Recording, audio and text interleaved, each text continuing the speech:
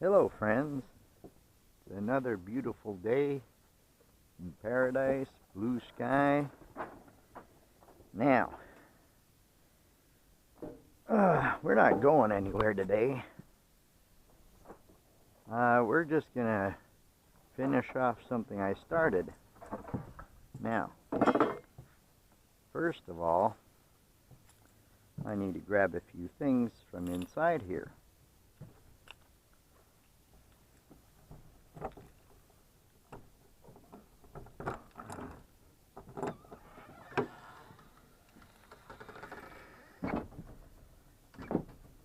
Now, yesterday I put up the tar paper on the half of the roof that my daughter helped me put the wood on, and I thought that would be it, but then I ended up having the energy to continue, so I did about 4 or 5 rows of shingles. That's the word I'm looking for. Okay, now I got you here in the dark. I don't know how well you see, but this is where I keep all my chainsaws. I got 1, 2, 3, 4, 5, 6, 7, 8, 9, 10, 11, and 12. Yeah, I got an even dozen. And this is some of my climbing gear. Believe it or not, some of these ropes are like $180, believe it or not. And there's one of my harnesses. There's one of my thicker ropes. Another rope here. Then that orange thing up there, that's a lanyard that you swing up when you climb a tree or a pole. And this here is what I use for rigging. That yellow thing there is another type of harness. Right now I'm reaching for this.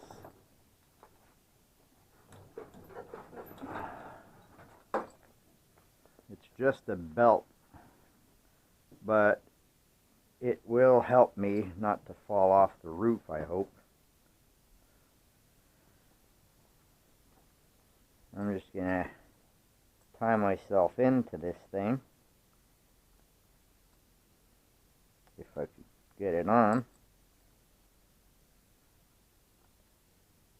It hasn't been used in a while,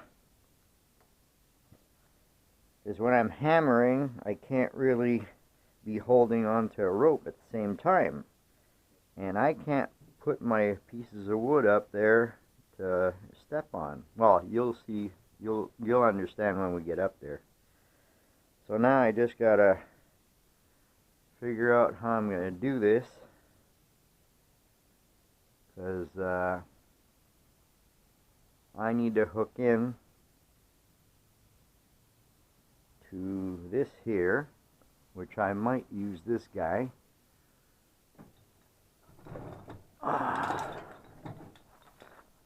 See the way this is woven? A pro does that. It's like braided. I'd never be able to do this. At least if I did it, I probably would not trust it. Now, that goes like that.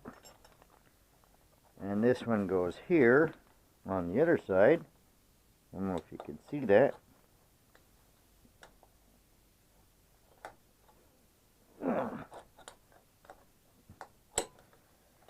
And then I somehow tie my rope to this. Don't know if I'll be able to do a good job. I've never actually hooked up in this method before, because this rope that I'm using, I'm using 2, and it won't work with my brake that I have. So I gotta figure out a different way to hook myself up. Anyway, that's enough talking about that. let's bring all this over there, boys and girls, and I'll show you what I'm talking about.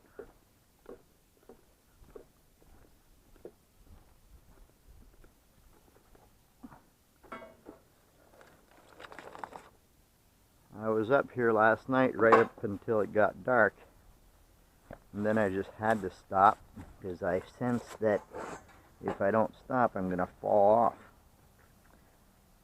Now that piece right there is still probably usable.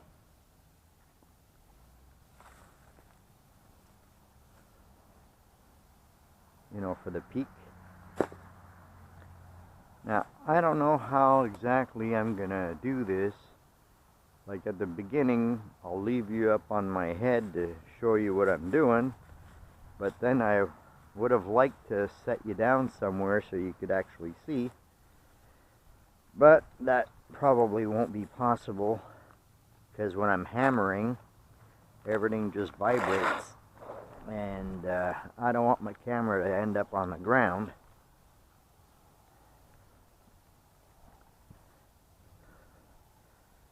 So, for starters, I'm not going to bring all of the necessary shingles that I need.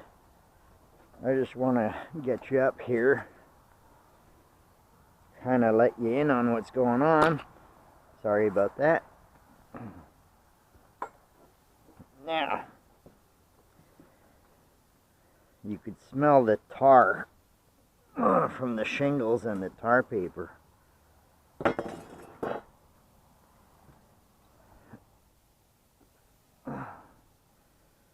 I didn't sleep too good last night, so I'm not feeling 100%, but I still want to do this. Now,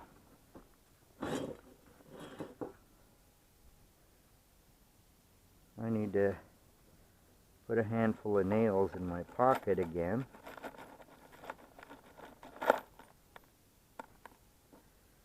That way I don't have to keep coming down for some more.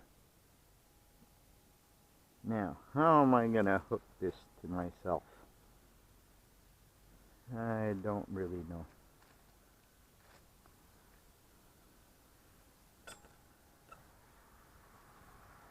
Well, I'll figure that out in a minute. First, let's get up there and well, maybe I should take this off for a minute.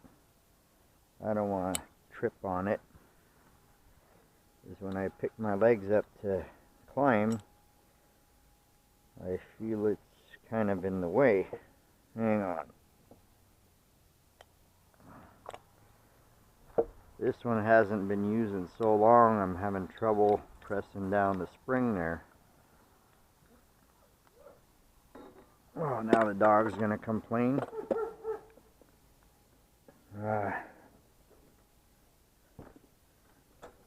Alright, now. Okay. There's the tar paper. When you're doing a roof, if you've never installed shingles, you always start the tar paper at the bottom. You don't need excessive nails, but I didn't think I would be installing the shingles right away, so I added a few extras because I get a lot of wind out here. And you always start at the bottom so that when the rain flows, it doesn't go underneath, you know, underneath your work. So always start at the bottom, work your way up. And when you're doing the shingles, let me get this one out of the way. See, this one, the paper kind of stuck to it in the rain and made a mess and doesn't look right, so I kind of moved it over. Now, here you take your shingles. You got notches on the sides here when you flip them over. Now, these are for putting up against here so you're sure you got a straight row. Once your bottom one, because when you start the first row, let me get down here. The first row, you lay, I don't know if you can see that, you lay one row upside down. So these flaps are actually up under here. I don't know if you can see it, but the flaps are up here, on the bottom I mean. Oh, I can't lift it far enough. But yeah, so you start the first row like that. The reason is, so when water comes here and leaks, it doesn't end up touching, you know, it ends up on, you know, this part.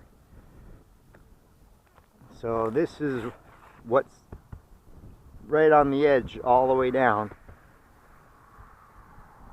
And you always make it so that your pieces line up so that, you know, they're not straight, so you don't get water in the cracks, you know, just like brickwork. And you flip them over to cut them, usually on a normal size. Like this wasn't made properly. My stepdad did it and did his best, but normally you do it in standard sizes, which this isn't. This is like 163 inches. And instead of being able to use this ready-made notch so that you could cut there and start the edge, see those little pieces? Well, they don't fit this. They're actually like here. They're not as wide because of the dimensions. So I got to cut each one at a different place to start the row. Because you start one row full, one row with part gone, and then at the other end you cut a little piece, which is where I was yesterday, about to cut a little piece, but it was just getting too dark. I had to stop because I didn't feel like falling, you know. Alright, now back to what I was saying. These little notches here, they're made for you to bend this. So you bend it like that. Well, I'm going to trip on my stuff here. And you bend that one up like this. And then you remove the paper, exposing the tar, which will help glue this down when the sun hits. And then you, let me get this out of the way. Then you just flip it over.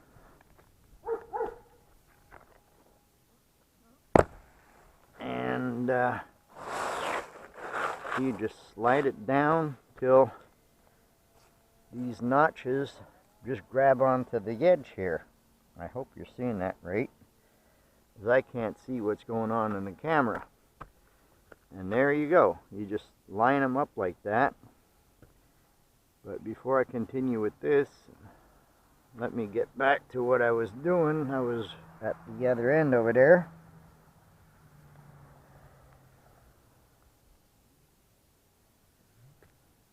Now, I need to find a place to set you guys down.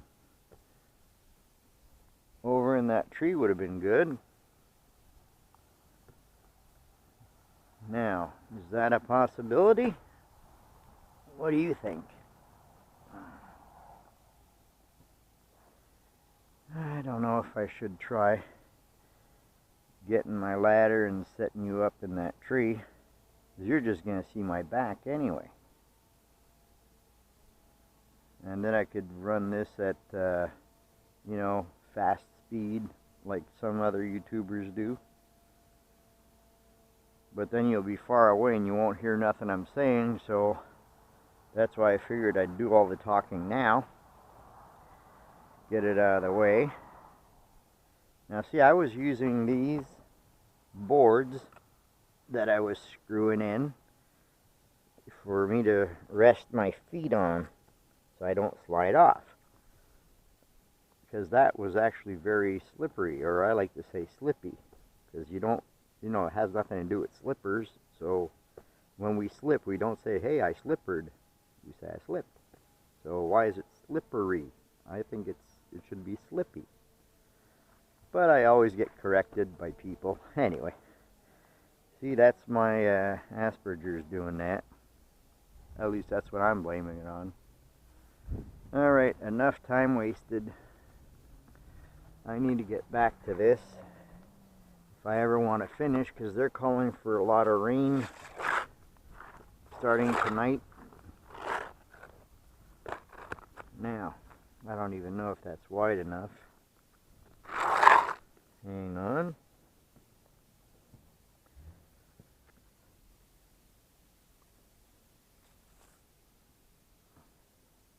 Alright, I'll stop this for now. Talk to you soon. Hey friends, a little change. I won't be able to use this thing because that rope is just too thick. I'm not able to fit it through here. I went in my climbing gear, went rummaging through it, and I picked up, this is a fall ascender, or rope break as some people call it. An actual rope break, though, is what you tie to the stump of a tree, the base of it, when you're lowering branches, and it's huge. It's like a metal pipe with straps. Anyway, this is a fall arrestor or descender. Yeah. So anyway, that hooks up usually with a bigger rope. This is like an 8mm. This is made for 11. But because it's so tight in there, I do think it'll work. Problem is, I don't think I'll be able to use both. I mean, I could try, but I'm not sure if it'll actually fit. And I had to gather up this little thing here. This here is a rope that's braided on both ends with a piece of plastic. That's going to replace this thick thing here. And this is what they call a prusik. It's 18 inches. I already have it in the loops of my belt, but I'll pull it out to show you guys. Hang on, sorry for making you look at the sky. So I'm standing on the scaffolding here, and I'm not too good on my legs. See? It's like a snake. That's what it looks like. They call it an 18-inch prusik, but it's actually longer than 18 inches. I guess it's 18 when you fold it together. So that goes into the loops, then gets to the front, and in the front you put in this thing. Now, this isn't like the ones you use to tie up your dog. It's not like one of those twist and screw things. This is an actual, darn, what's the name again?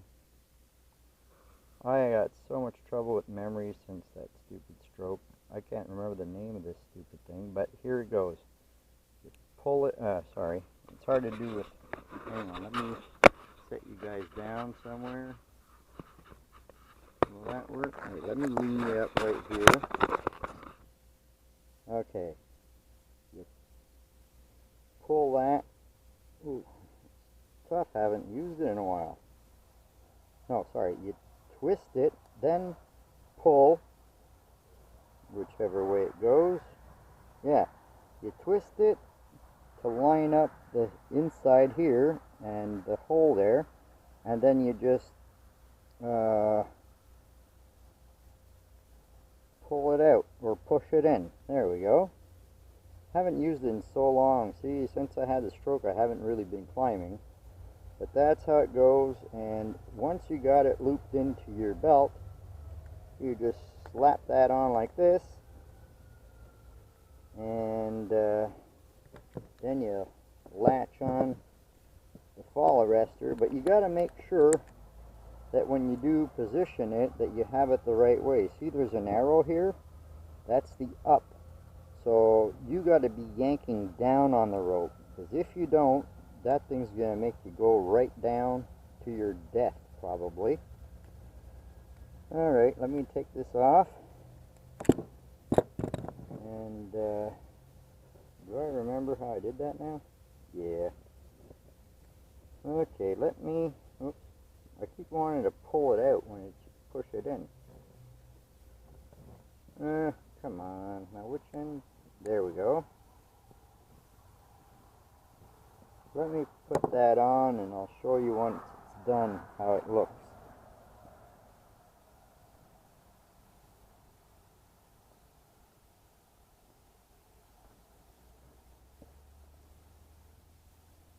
I don't know if I lost weight, but that damn belt is falling. Okay, now, which side? There we go. Alright, you go through there, and through here, and twist. So now there's no way that could accidentally, there's no way I could accidentally hit it. You actually have to twist it and push it in. Otherwise, you'll never fall. It'll never come apart. Now, I have to hook this up, but I need it more. I like to work with it on my side.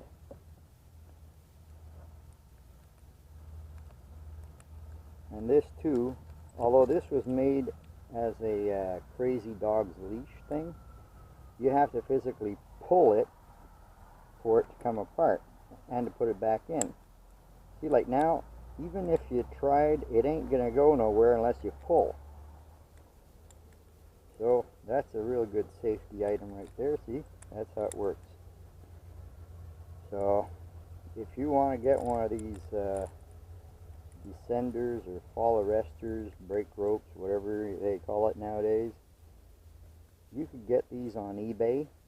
They have different ones. They have the more expensive brand name types, like Petzl, and they have like a hole here that you could hook on, which I couldn't, for the life of me, figure out at first. I thought I'd have to drill a hole, and then I noticed this thing, which is what holds this in place, and that's when I decided I would use that.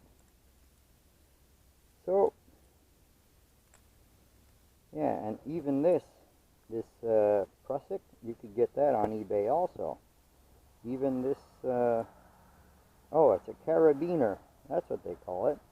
You got all the different kinds of carabiners, but the ones for life support are like this, like I told you, that you got to twist. If it's to hold you up in a tree or rock climbing, please, friends, do not use the regular squish ones. Use these for life support, because for a few extra dollars, your life is worth it, I think. So here goes. I'm gonna set this up and try to get this into my rope. I don't even know if I'll be able to get both in there, like I said. And that's a hazard in itself, because if I do both, who's to say it's not going to break on just one? And this is all crazy. Oh, and see, this isn't even a life support rope. This is just for rigging. But I'm using what I got. Now, will that go in there?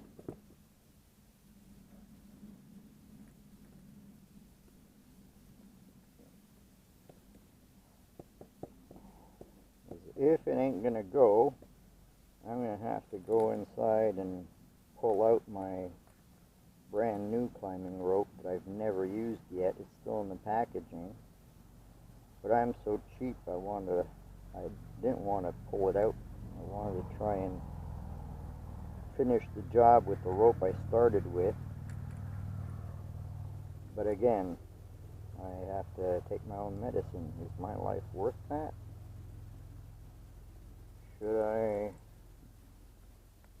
take my own medicine or be stubborn?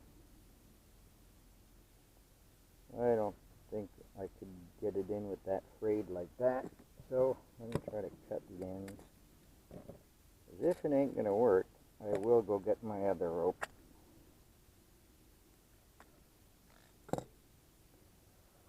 It ain't much better, but hey. Yep, get back in there.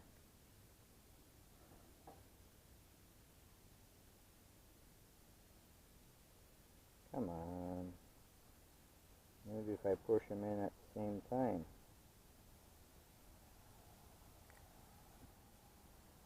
Get in there.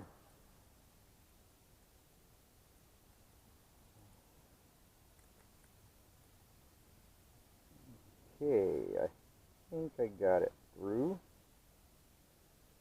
Yes, I got it through.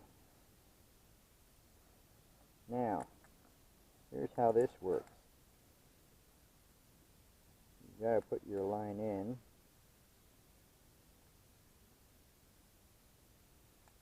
Come on. So, this would be hooked to my prusik right here, well, to the carabiner actually. And now, this up here, up in this area, that's where the roof is, and this is me. Well, I might as well hook it up. Hang on. I'm trying to give you a demonstration, and I'm not even hooking the darn thing up. Okay, so here's how it works. This is me up in the tree. Let me back up. Now, I would be hanging from this like that, and this is how I would, hang on, I don't have enough slack over here. So, as you see, I'm pulling and it's holding me. So that's the brake in action. But if I pull this, it just lets it go and I would slide down slowly. I think I put it in the wrong end. I think it's supposed to go this way. Like I said, folks, since the stroke, I haven't used much of my equipment. So, here we go. Again.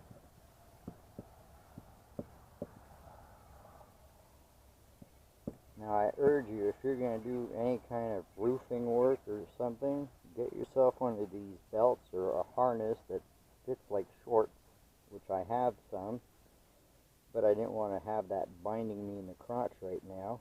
Makes it harder to work. So now see, I would be dangling off the roof like this, and then just pulling this. As you can see, my arm just went up. So that would make me slide. You know, the more I pull, the more give I got. So, what we're looking at here, not this cheap rope, this is for rigging, but a life support rope will run you anywhere from $150 for 90 to 100 feet long, up to like $350. But like I said, it's worth your life. The rope ascender or descender, yeah, descender, or fall arrestor, they got different names. One of these will run you about $35, but if you go to the big names like Tetzel, then you're talking a lot more money. This here, like I said, I got this at the hardware. It's just, you know, for my dog, but it pretty much does the same. It's spring loaded, and unless you actually, you know, press and pull, it ain't gonna open. And even doing it properly, I got trouble. But you can't like slide up against it and open it. It ain't gonna happen. You really have to have a grip. Because the spring in there is pretty tough. I'm having a lot of trouble here. And one of these life support carabiners, one of this size, which is I believe a 3 or 4 inch. Oops, there's my guy for my, I sold a utility sink. Let me get out of here and go join the mister. Be right back. Okay, friends, almost gonna be sundown, so, and I pretty much did the whole side. I just got a couple more rows to do, and I couldn't film while I was doing it. I had no safe place to put my camera so that it don't fall and break. So before it got too dark and I end everything, I thought I'd show you exactly, like earlier I was showing you how this works, as you know, as an example, but here, now you can see how it works in real time. See how that's holding me? Well, it still slides slightly because that's not the proper size rope. I got it doubled up.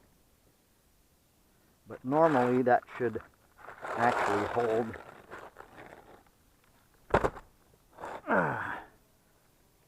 But that's not what I turned the camera on to show you.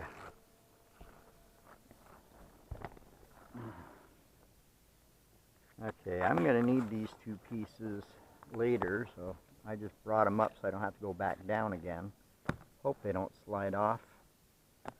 I am just so lucky that they probably will.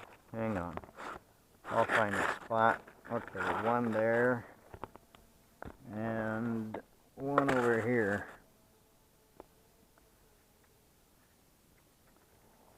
Okay, these I could probably stick them here. No, I want to move this one. That's not a good spot for them. Right there. Alright.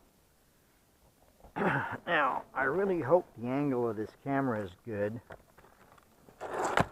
because what I want to show you is whenever you're putting down shingles. Oh wait, I gotta do another row down here first, or I'm gonna mess myself up. Hang on.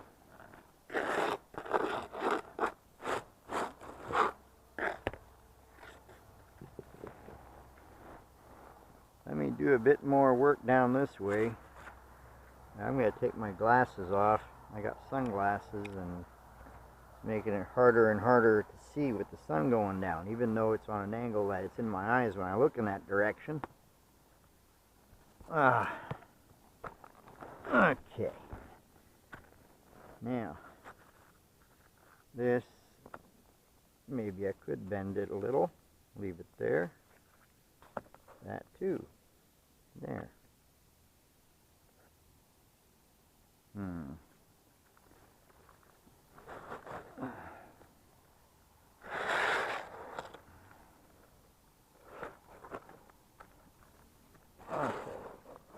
Put him there. I should have prepared a little bit more before turning the camera on, getting you guys all excited, right? I know. It's not my fault. I'm really not too well organized lately. I've been having dizzy spells and trouble sleeping because doctors changed my pills on me, and that threw my whole routine out of whack. Can't sleep good, getting dizzy, but I can't use that as an excuse not to do my roof before the snow hits, because I'm in that situation where I am not allowed to sit in my recliner and cry, oh, I can't do it, because I ain't got nobody to help me. I mean, as much as my daughter wants to help, she'd never be able to do this. First of all, she just doesn't have the know-how, and I think it would really be too much on her. Because this is, believe it or not, it is quite strenuous.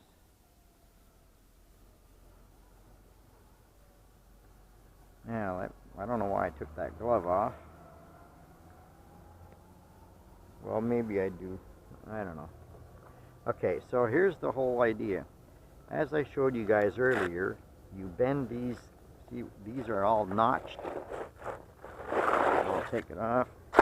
They're notched on the sides like this for you to bend in, and you gotta take that strip of paper off, which these are already done. And when you get to the ends, this is the notch where you cut right down the center to start your next row. Whereas in this case, I couldn't use this notch because it's not a standard size. The roof is not a standard size, so the measurement, instead of coming here, it's coming around there. Anyway, so back to what I want to show you. Dumb dog. These people on the road thinks it's thinks that he owns the land, you know? Like, come on, dog. Hey! Lay down!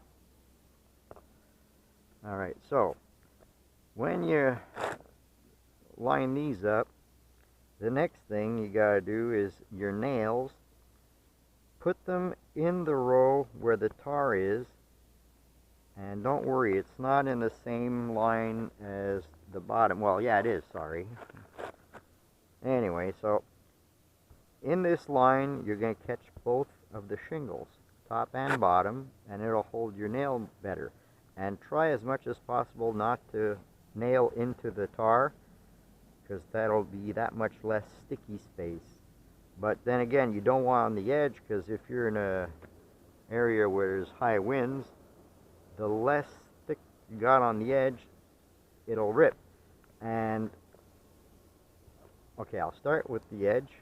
Now I have no choice, I gotta put in the tar because of the way it was printed. Yeah, it's printed tar.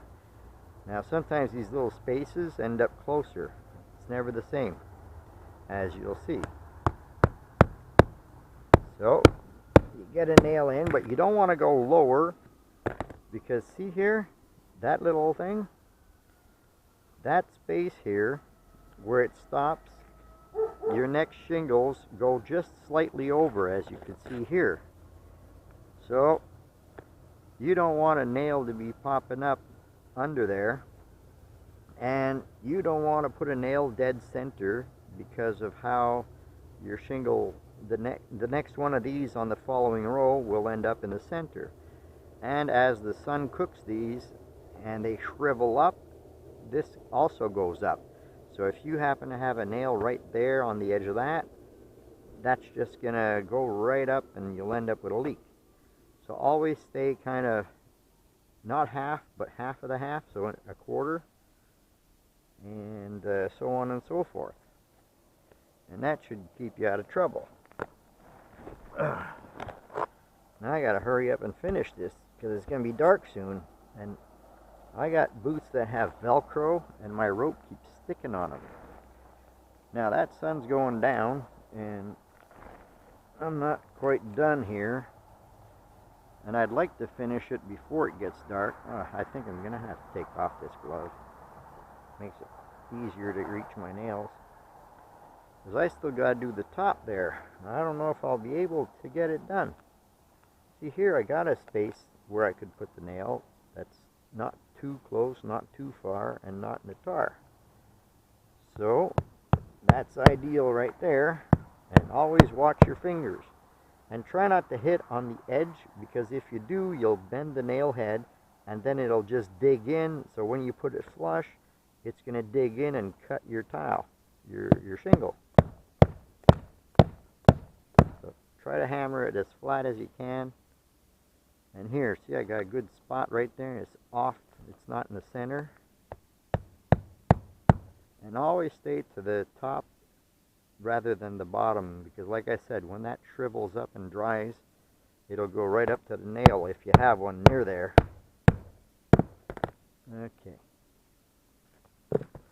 Now, let me turn myself around. That's a tricky thing up here.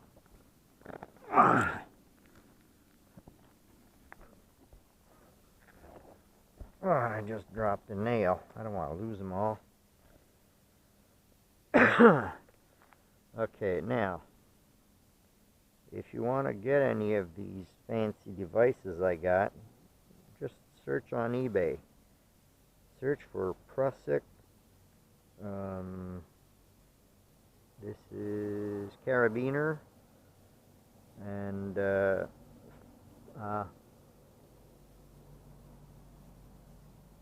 this is fall arrestor, or brake descend or rope descender.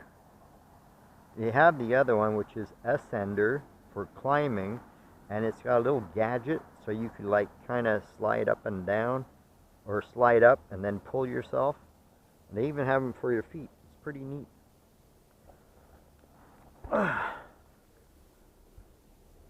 Alright, I think that's enough for now, folks. Looking for the button. Where is it? Can't reach with that side.